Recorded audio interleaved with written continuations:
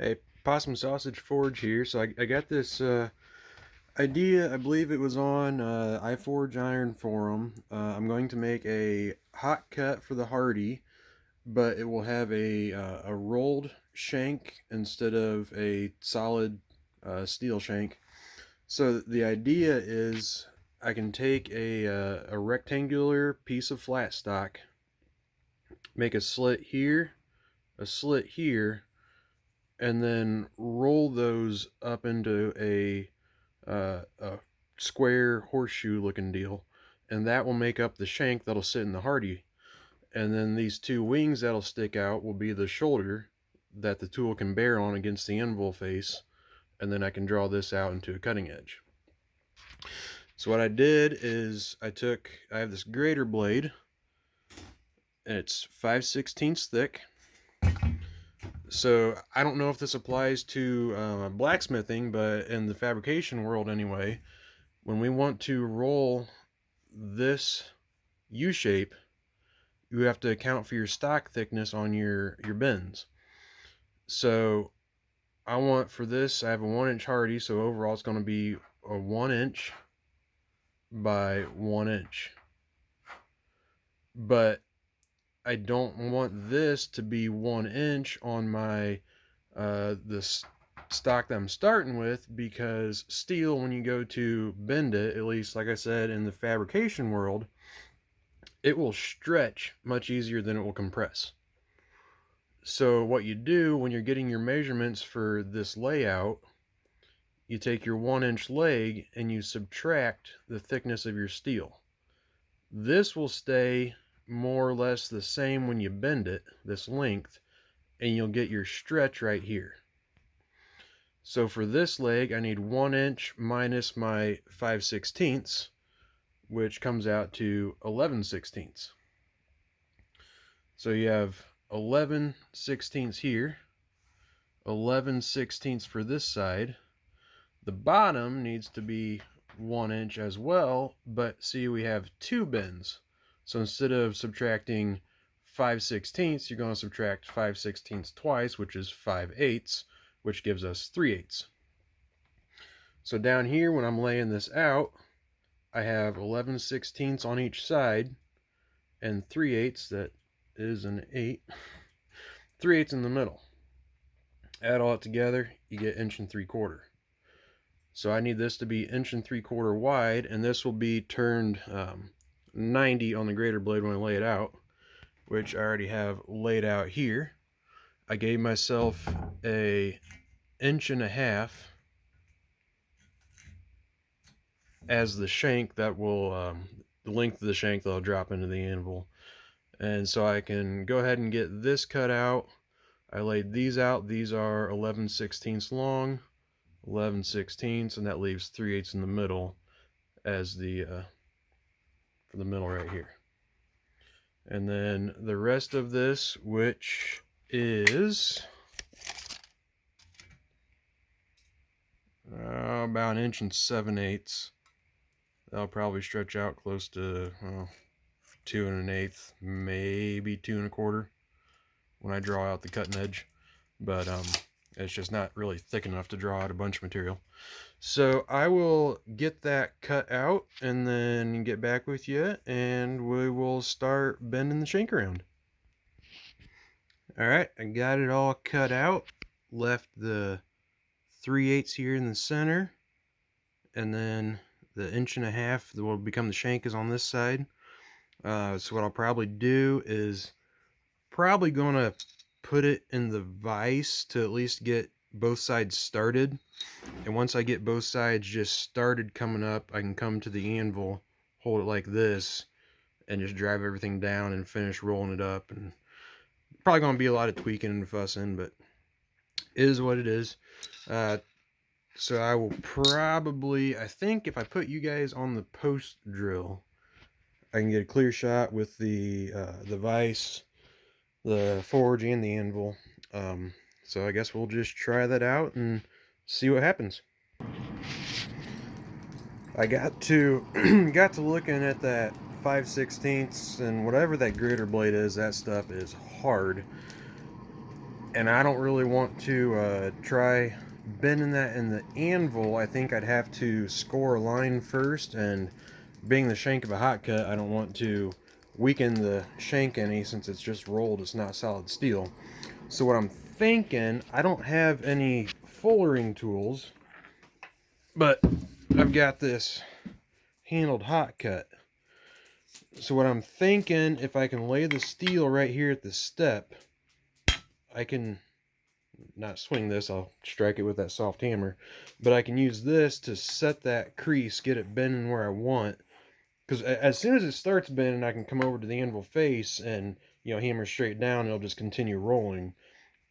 So I think that's going to be the best setup to get this started anyway, better than the vise. I mean, just that tough of steel, I'm going to be beating the snot out of it, and the anvil has a lot better of a, obviously, anvil effect than the post vise. Post vise, I got the post down the floor, but other than that, it's just a workbench that's cluttered, but not anchored to anything, so it has a lot of move to it. So I think using this approach will work a lot better, but I've never done this before, so I guess we can learn together. Alright, so hopefully this setup works out. I got these set up in my little cabinet. Problem is the microphone end is in the cabinet, so once I move out to the forge, I don't know if you'll be able to hear me or not. I might still try to talk to you and tell you what's going on, but no guarantees, and not hearing me might be a good thing anyway, so.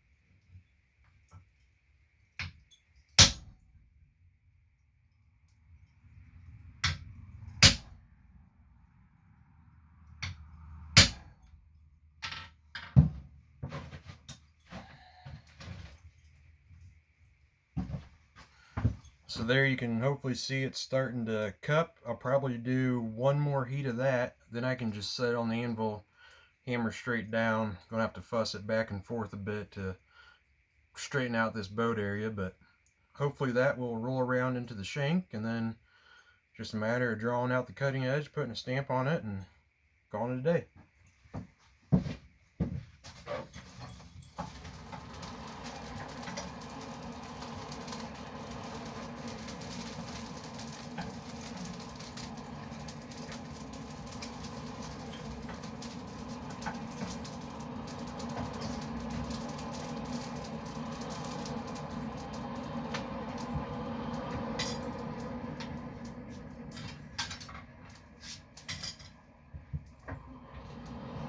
And now, once I get to actually hammering directly on the anvil to close those wings up, I'll be working a lot hotter heat. I'm at a dull orange right now.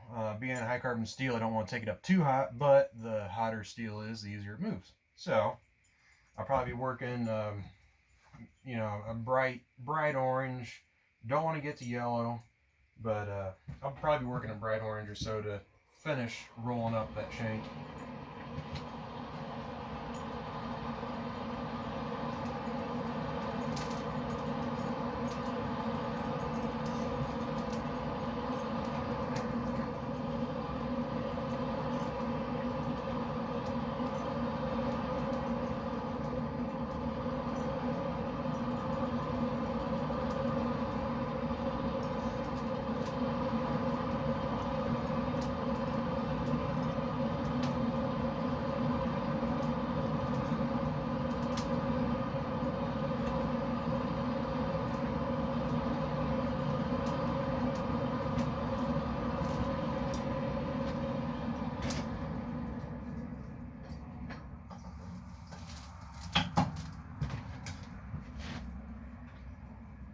There might be a little bit hot for what I want to do, because I don't want to cut into the steel too much. all I want to do is start folding it. I want to get that crease established. But 'tis what it is. I think it's going to work out just fine anyway. So I'm going to, bit of heat left in here, go ahead and see if I can start rolling that, folding it.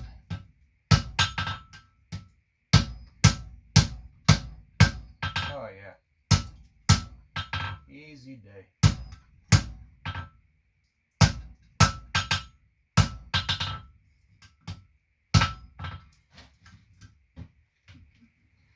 It looks like I misjudged the amount of material.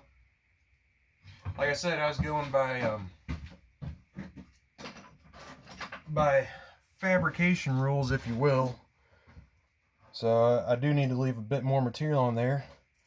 Right now, looks like we're about 900 thou. Tapers up to almost 1 inch at the top. And we got about 840 and about 845 at the bottom. So what I might do, I might just go ahead and work this down and draw it out to like a 3/4 shank. I have a swage block, I can always drop it in, but now we know.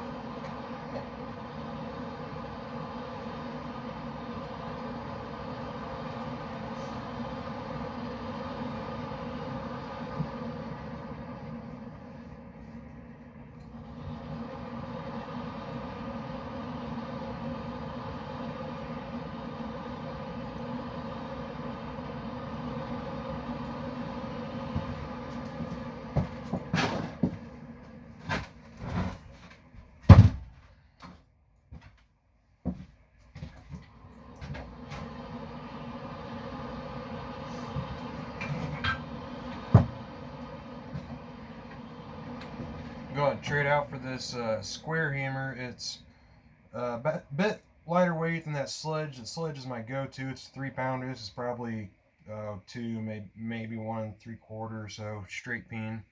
But it has a square side, so I can get right up tight to that shoulder when I'm cleaning up that shank. I think that's going to be a bit better hammer for the job.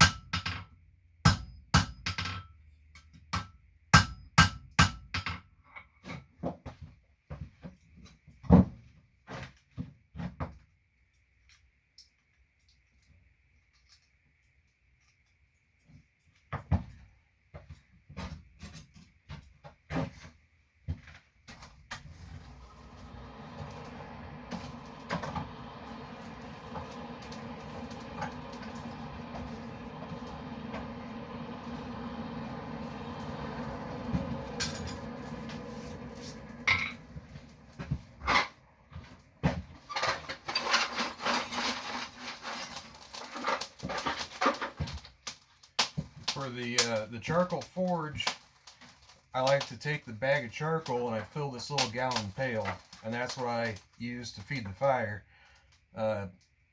2 reasons. Number one is it's a lot easier to take this little gallon pail and dump in there than to try to hold a bag up there.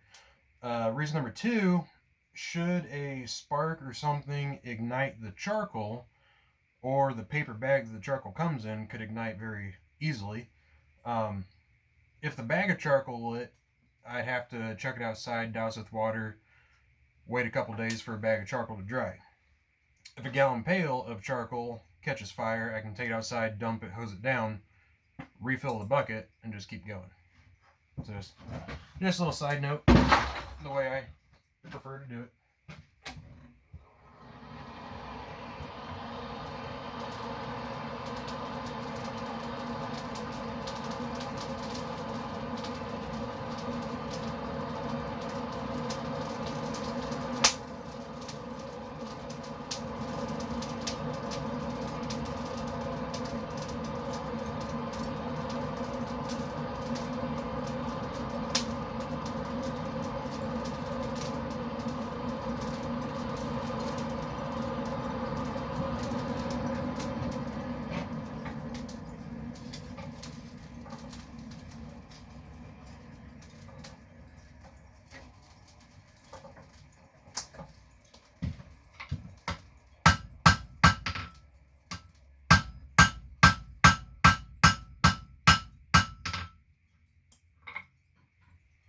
Trying to work it from both sides to keep it centered.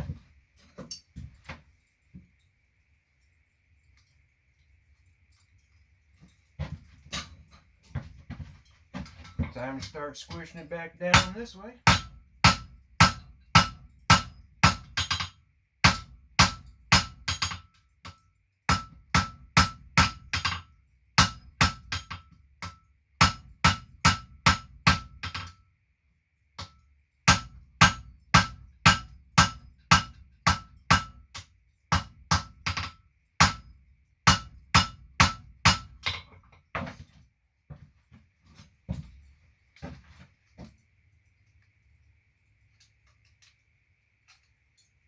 And that is extremely close. We're at 753, 755, 745. That's a little bit under. Got 718, 735, but up here is 765. So next heat, I'll just bring this this face in just a scotch, and I think we'll be there.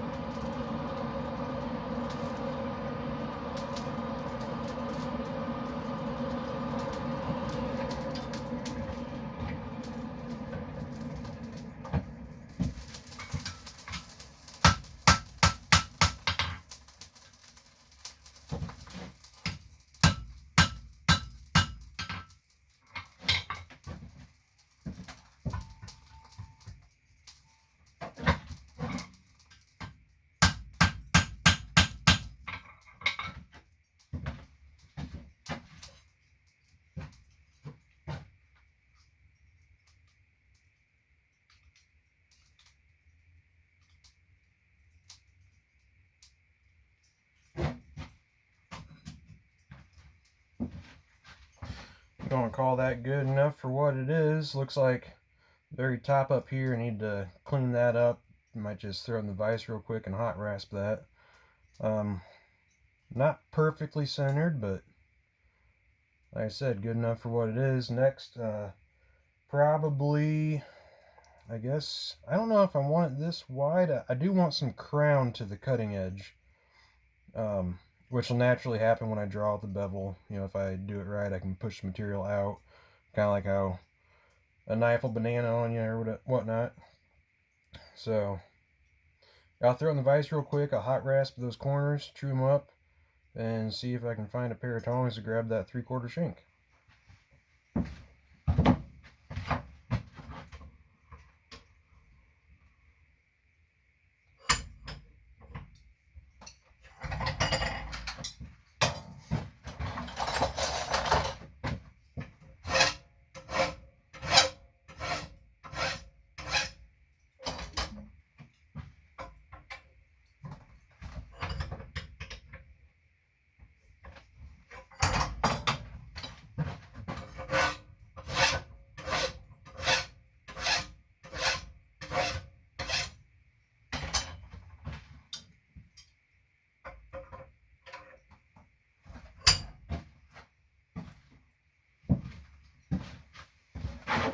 there that is. That's all it takes. Hot rasping is amazing. So find a pair of tongs and we'll get that shank, or the bit, cutting edge, whatever. Let's see.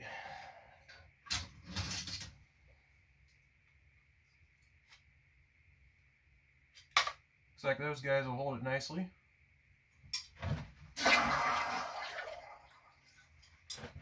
Now, I must say, make sure your tongs fit your stock.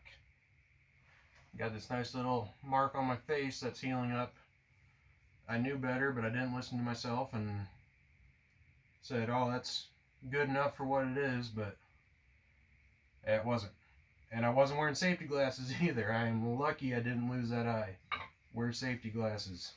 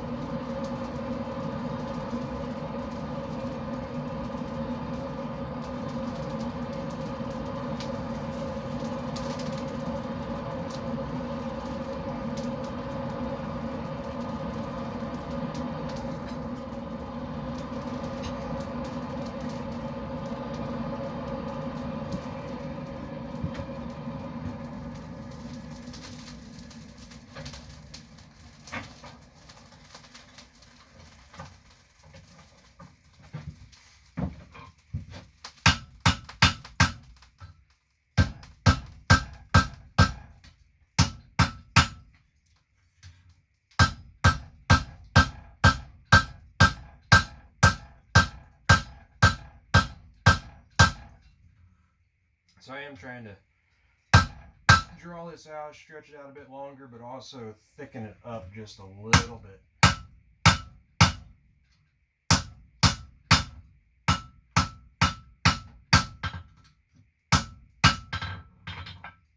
Now, one problem with that, it gave me that shape on the top profile, which will counteract the crown that I want it to have when I bevel it, but we'll just see where it goes.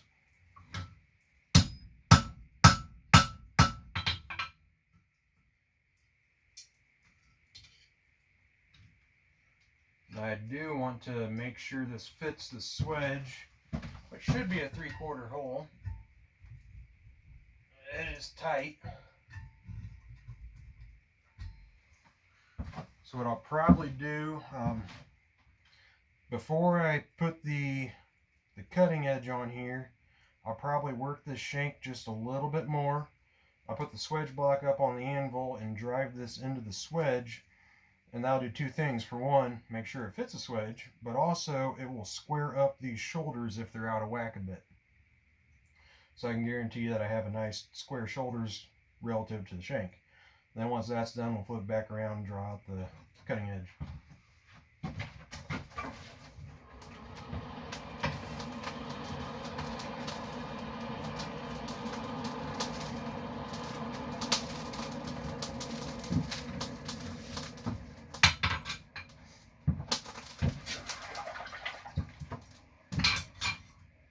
So while my dimensions were off, this is much easier than starting with a stock that's oversized to your Hardie, drawing out your shank, creating the shoulder, and then cutting the drawing out the cutting edge. I just need to figure out what that magic number is for the 1-inch Hardie hole in my anvil.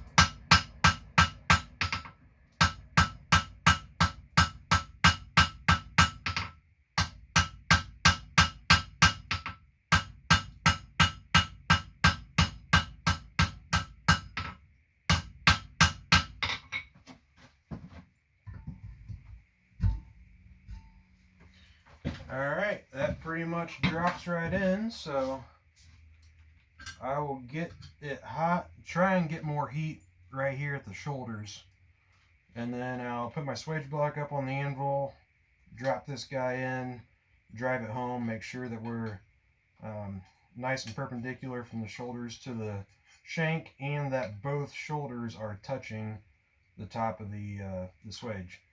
So when you're cutting off a piece of steel, it's sharing the load. You don't want to have just one side on, or I mean, you probably wouldn't hurt too much, but I would just feel more comfortable if both shoulders were bearing against the anvil or swage block or whatever.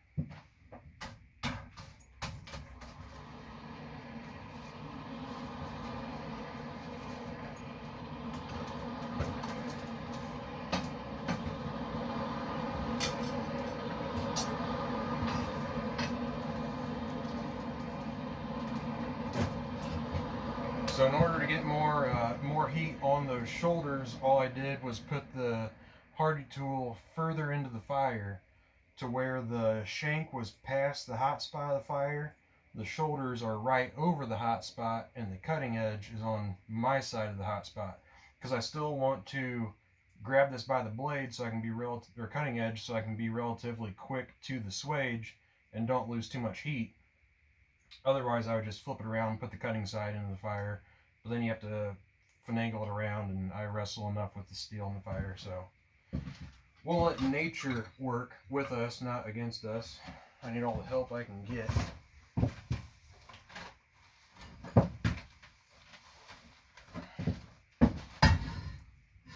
Remember to always lift with your back so you don't hurt your legs.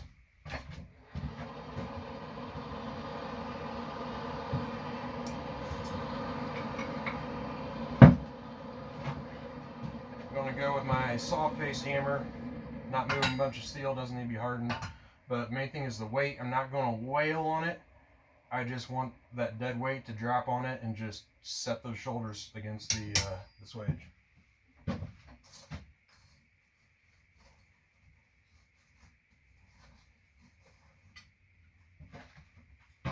can see its cutting edge is a lot hotter than the Hardie shank itself. Just drive this guy down. And we've got good contact all around. Give a little twist to square it up some, although we'll probably have to mess with that once I draw out the cutting edge. But that's a nice little cut, a little far with the cutoff wheel when I was cutting it out, but it's a nice little shank. And it's a heck of a lot easier than starting with 1-inch stock, necking down the shank, spreading all this out. I don't know how long it'll last. It might just bend over and break right away, but yeah, it's fun.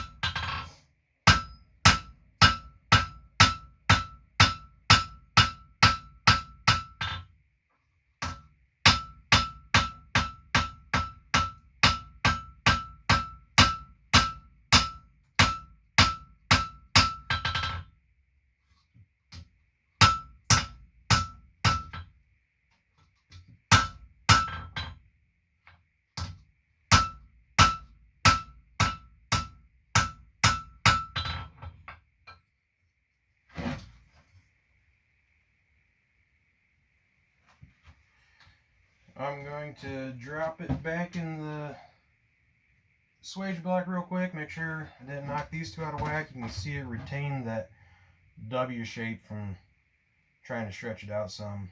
Didn't quite get the crown that I wanted, but you know, grinder and paint.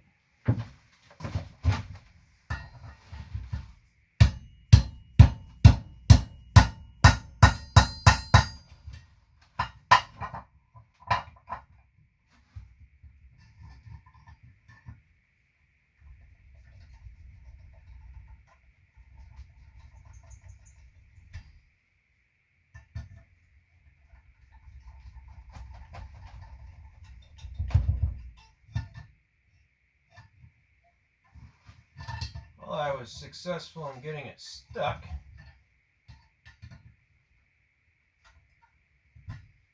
There we go. So I let it cool down. So that's back squared up. I'll probably